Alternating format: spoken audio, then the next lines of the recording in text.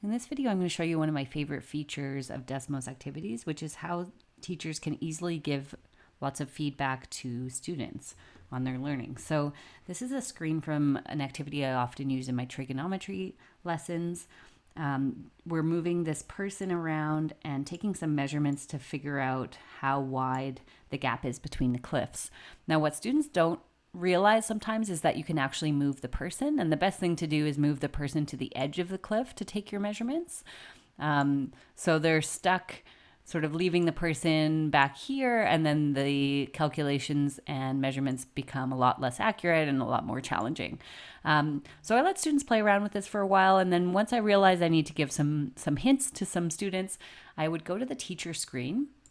And this is a great place to sort of see where everybody is at and who needs a hint. And I can click on overlay here to see what everybody's doing. And I see 2 students have not moved the person to the best position. A lot of students have, but these 2 haven't.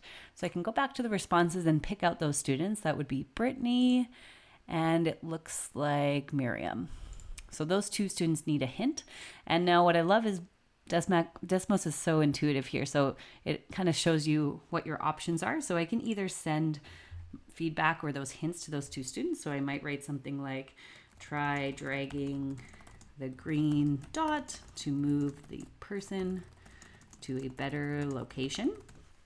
And I could just send that to them, and then they would see that message pop up on their screen. Or if it's like many students that are having this issue and I want to address it to the class, I might pause the entire activity and then present a picture here, and I could ask the class, hey, does anyone have any suggestions? What might the student try to get a better measurement, or something like that. You could also use the snapshot screen to like show some creative ideas or creative solutions to the problem, or compare and contrast 2 ideas or something like that as well.